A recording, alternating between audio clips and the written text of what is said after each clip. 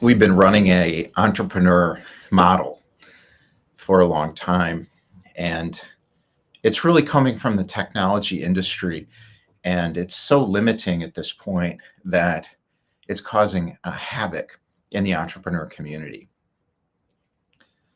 Most entrepreneurs don't need another strategy at all, and the escape from this trap of the technology industry leads towards really staying in the entrepreneur vision that you originally have. And if you're able to do that, everything is going to start to work, and it'll be possible to break your pattern. And as you break your pattern, uh, you live your real life, you live an original life, you realize your purpose, which is connected to the entrepreneur vision through creative intelligence and creative energy. And today can be amplified through artificial intelligence methods when used correctly. But also, it's possible to build a company for no money. And this is different. And it is possible today to build $1 billion company with no investors. I know this is true because I'm working on it right now.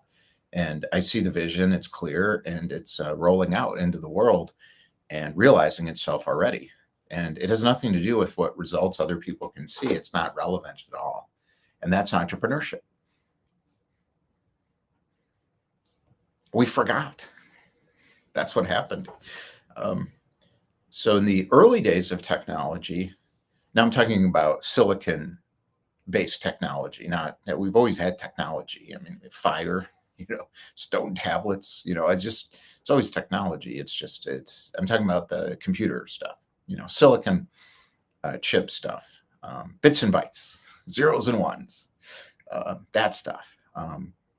So the pioneers of that, a lot of it was the US federal government, original research, and then it commercialized. So we had mainframe computers, IBM, and it's just a long story. A lot of you already know it.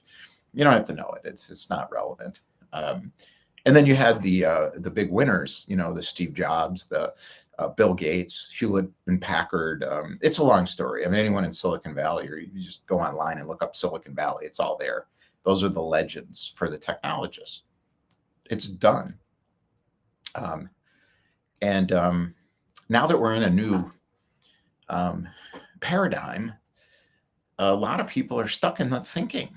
It's amazing to me. And I think almost 96% of the people in the entrepreneur community are still running these old playbooks. And you don't have to. If you're an entrepreneur with a vision, you don't have to follow that old Silicon Valley technology playbook. Now, who is?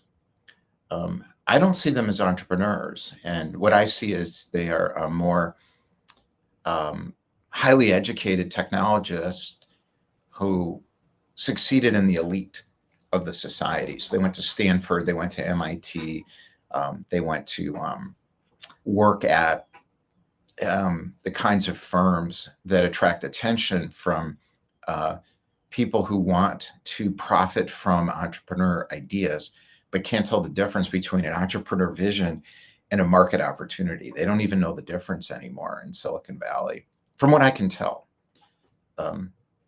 I'm not saying that real entrepreneurship isn't going on there. I'm saying they can't tell the difference. Now, I observed this and have been watching this intensely for a long time now. And that's why it gives me confidence that this is what's happening. And it's a huge opportunity for us as real entrepreneurs with vision. And so we have to understand what is an entrepreneur in the first place. It's someone with a vision that takes a risk and creates a business that supports that vision and works in the market. It's that simple. Why has Google failed to do this? Why has Amazon failed to do this? Why has Facebook failed to do this? And I say that, and it immediately triggers 96% of the people because they're like, it's a success. I'm like, no, it's not. Now, from the entrepreneur vision standpoint, It's not a success as an entrepreneur company. It's a business success for the investors. It's not a success for the founders. um, it's a financial success for the founders who compromised on their vision for money. And that's an old model. It's old thinking. We don't have to do it anymore. That's the exciting part to me. So what I want to focus on is really direct personal transmission ideas from someone who's lived this, who didn't do that, who wanted to but didn't. And as you break these patterns of thinking in the society, don't go for another pivot or another strategy figuring out what will work. Instead, escape the trap you don't even maybe realize you're in. If you don't want to escape the trap that you don't realize you're in, you're already tuned me out. So I'm not talking to you. But if you feel like you're in a trap, how do you even know you're in a trap? It doesn't feel right. You feel like you're in a trap. Well, you know what kind of trap you're in? You're in a Chinese finger trap. So the more you follow those old models from the Silicon Valley incubator type people, the more likely you are to fail. And it's a subtle trap. And what we're really talking about is effort-based entrepreneurship. And with what they're doing is now that it's getting worse. It's getting even worse, which is great for us. Because as my vision expands, I see even more opportunity to realize it in the world because of the confusion of the marketplace of entrepreneurs. Because they're following effort-based entrepreneurs' pathways. And, these promise freedom, but deliver more pressure. What's the pressure now? Google's falling apart. It's done. It's a terrible company. It's a mess. Okay, now that's really a provocative opinion. So I won't talk that way anymore because it's not useful. Does Google provide freedom for the founders? When they look at Google, they say, I realize my life purpose in this world. My vision has been realized. What about Amazon? When you look at Amazon, does now this is a thought experiment. Think about this. They may not be aware of it, but I think they are, or they're feeling it. That's what I'm saying. It's a subtle trap because you feel pressure inside. There's pressure. And I see it in what they're saying. Get back to work. Why would you need to do that when you own submarines and islands and dating models and marrying them and, whatever? Why did this happen? I'm not talking about anybody specific. The dating model things, it's just what happens, when you get money for guys like that, who maybe didn't do so well on their own before they got money. I'm not criticizing it. I'm just like, oh, that's what happened. Subtle trap. That's one of them. There's lots of subtle traps. Oh, I get to be on the cover of Time magazine on a throne. Oh, sure. You put a little crown on me. They're making fun of me. I don't even know it. Okay. So if I look at what these people have done, the trap they put themselves in, now how do they get out? That's the question. And do they want to get out? Or do they even know they're in a trap? So how do you know you're in the trap if you want out of it? Effort-based entrepreneurship doesn't work. What happens is, and we see this in the market, Google, Facebook, all of them. We're seeing it happen with Tesla right now. And there's all these companies. It's like one after another. I'm like, will you guys ever learn? No. Yeah, of course, we're going to learn. Evolution marches forward. We're going to learn. We're going to learn because other people are going to do it differently and win in the marketplace. And that's happening right now. It's just not everybody can see it because they're not entrepreneur thinkers. They can't see it because they're in the bubble. And if I'm looking at a company like Amazon, and I'm running it.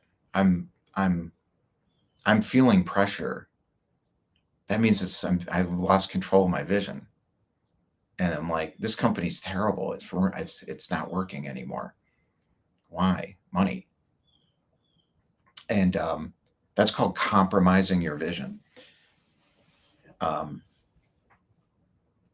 in the past, you got to be a kook in the laboratory who ended up going broke in the past because it took so much money to get an entrepreneur vision on the ground. So at some point, you have to say yes to the financial people who want to steal your idea and commercialize it. I think of this as cultural product appropriation. There's a great movie about a guy who invented the windshield wipers, and there's a scene with him, General Motors or Ford or something, and they're just trying to figure out how do we steal this from this guy? And he's like, "No, you can't take it." Well, what was he going to do with it? It's not so easy. Today, it's easy because I'm not saying it's easy. You can do it with ease. It's hard, but you can do it with ease because we have our own broadcast studios. We have our own direct route to the market. We have technology platforms. You can start a company for $500 a month and you can scale it to $100 million and it can cost you $500 a month to run the company. If you use something like we're using flexible founder mode, it's just new thinking, but it's not new. It's just in this marketplace with flexible founder mode thinking, which is first, with an original vision from an entrepreneur who creates from vision, not from looking at the market to see an opportunity. That's old thinking, and it's not entrepreneurship at all. There's no pressure. That's the secret. There's 3 core stages of transformation through this flexible founder mode lens. 3 core ones. And I created a map of this from David Hawkins' map of consciousness. And that's up on somewhere. I don't even know where it is anymore. We're getting organized. It's hard to get organized when you've got a big entrepreneur vision. How do you explain Disney World to somebody? They're like, nah, it's not possible. Don't understand, do you? So the first phase I would call victory. It's a phase, at least on the map of consciousness, I put it as a phase. Some people are going to stay there their whole life. Survival mode is your identity. What does that lead to? A feeling I've compromised on my vision, but a knowing inside. Oh, that's what I mean. A knowing inside, a feeling that I've compromised on my vision, despite what anybody tells me, blowing smoke up my ass about how successful I've been. And I know it wasn't right.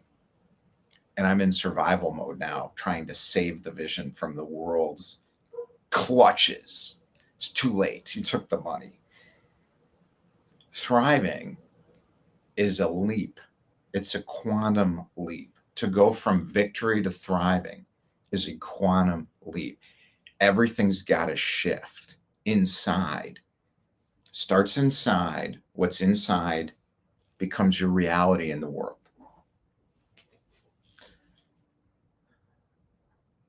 That is when power and creativity return.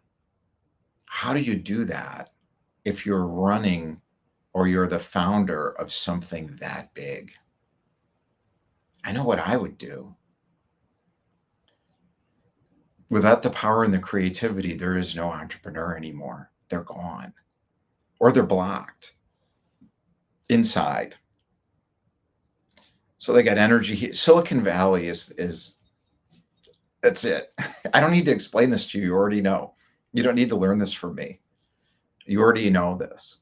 Watch Silicon Valley. It's all in that. It's perfect. And there's a lot of shows like this and a lot of books. We know this. You just turn on YouTube and listen to them talk. You'll know.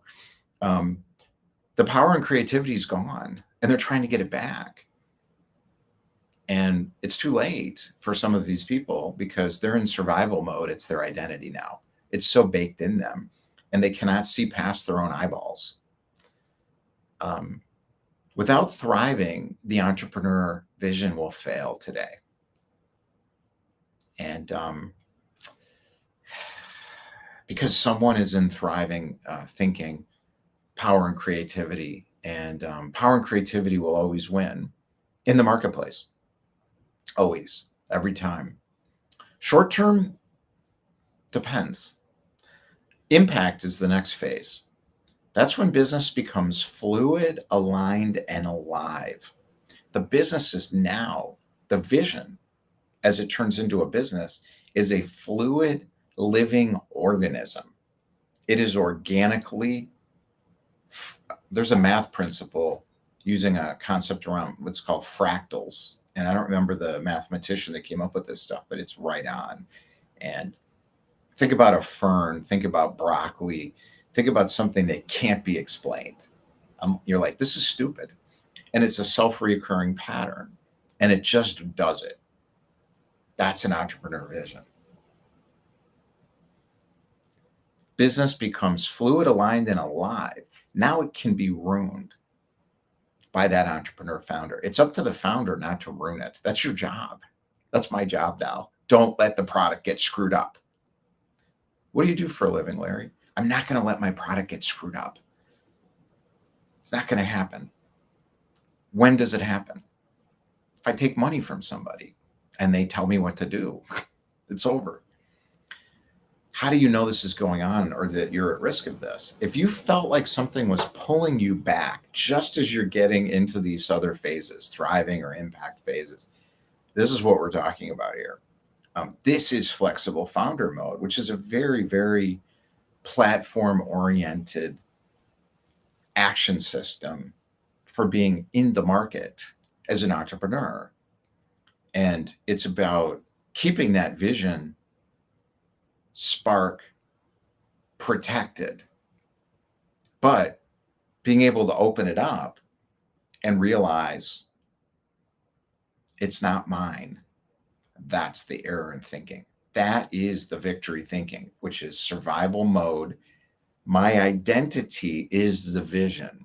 I cannot release the vision from my identity. Now it's going to fail. It's going to fail because I can't figure out how to get other people involved in it. And this is the kind of stuff that happens to people like a Steve Jobs. And he got there. He got there. But look at the price.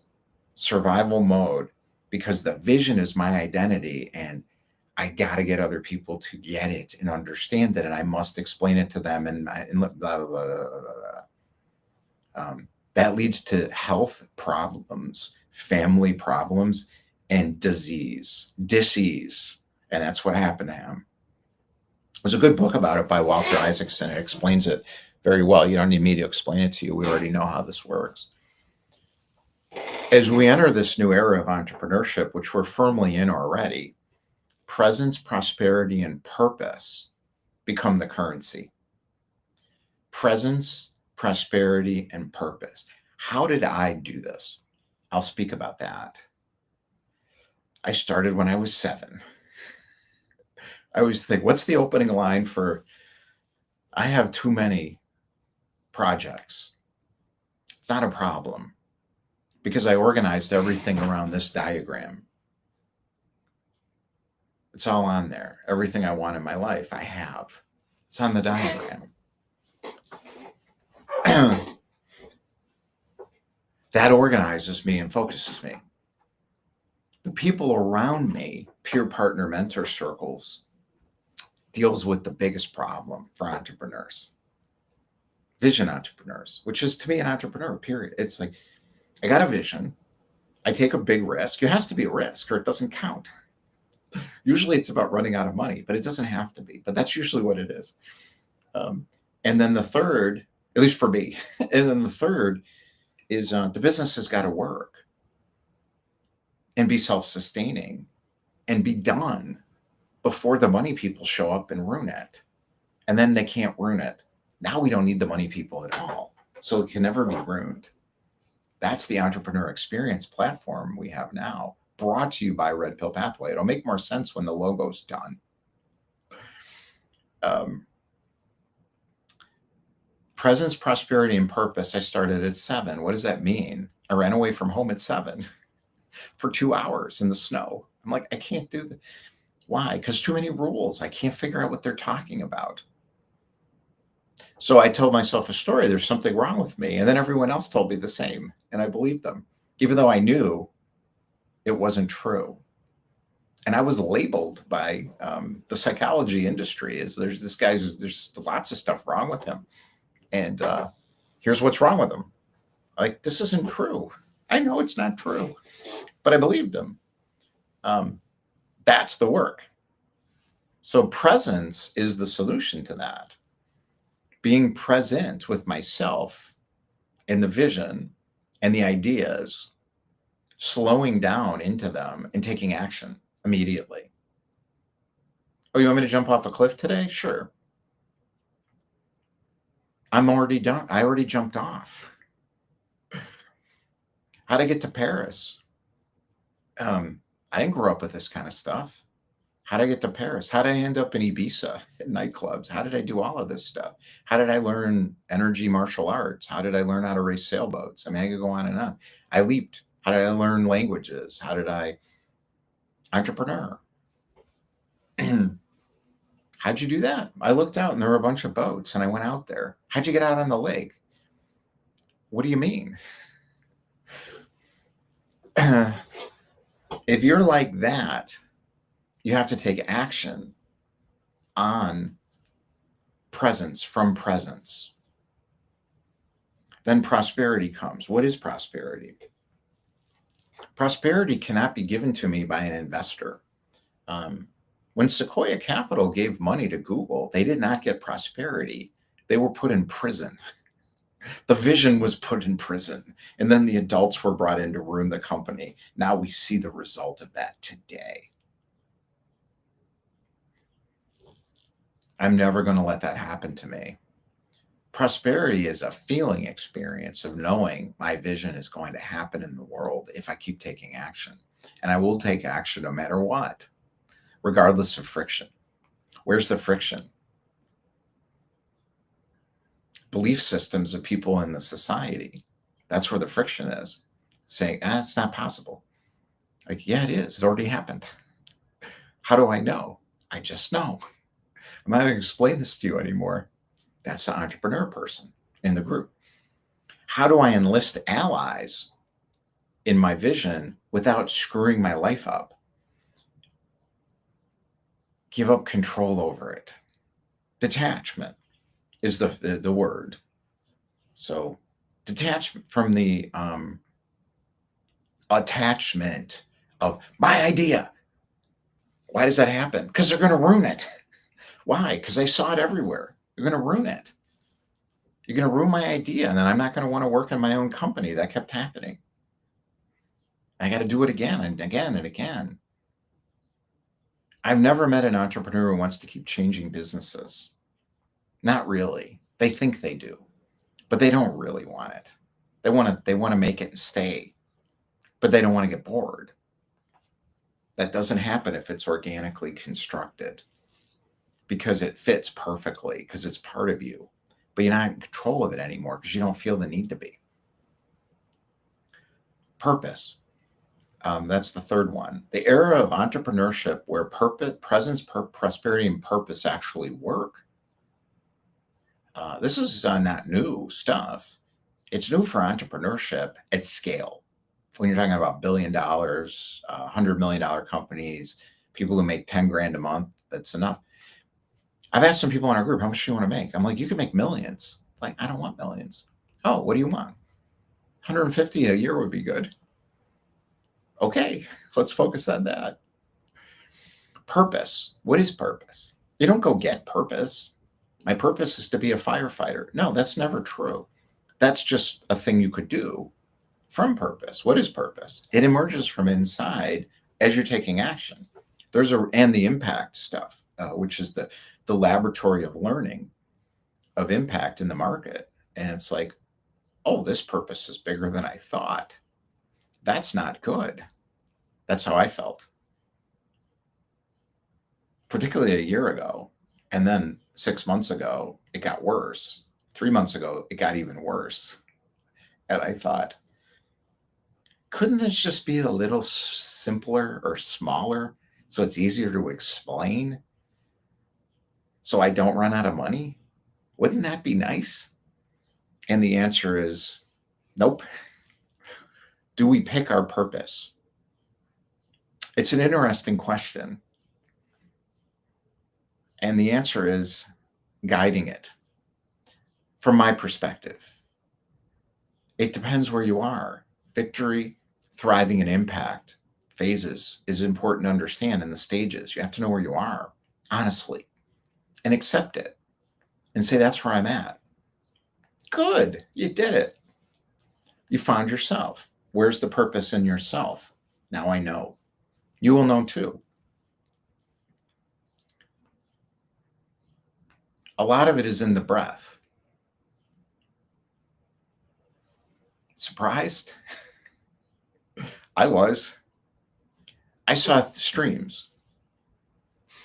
I saw a society where all the original ideas of how everything works entered the West from the East for years. And I started doing all those things and they worked. And then I saw another stream, which a lot of people call law of assumption, law of attraction kind of stuff. And I thought this is being taught wrong. So it's not that it's wrong. It's not taught right. Why? Money. Again, it's always comes down to the money. So it's the forcing money problem. That's a problem. Victory, survival mode people who don't understand that. They understand a lot. They don't understand that, and they think they do. That's the problem. Now they have a mouthpiece and a cash register, and they use marketing to fill up the cash register, and they don't know what they're talking about. That confuses people. As I'm able to understand how to use power and creativity in this stream of what we would call sort of Western understanding. So, people like Napoleon Hill or Rhonda Byrne from The Secret, or somebody that's completely misunderstood, or the law of attraction stuff, Esther Hicks, now Bashar, phenomenal. And people are like, oh, that's weird. No, it's not. It's true. You don't understand it. That's the issue. You don't understand it. And instead of recognizing you don't, you've decided you do, and you're talking about it publicly, confusing people in your market. That's what's going on with this. Impact is when all of a sudden fluid, aligned, and alive becomes life, and there's nothing else. And then other people are saying, well, it's not working. Because you're not fluid, aligned, and alive. That's why you think it's not working. As you get into power and creativity, you'll recognize it's working because you won't care anymore.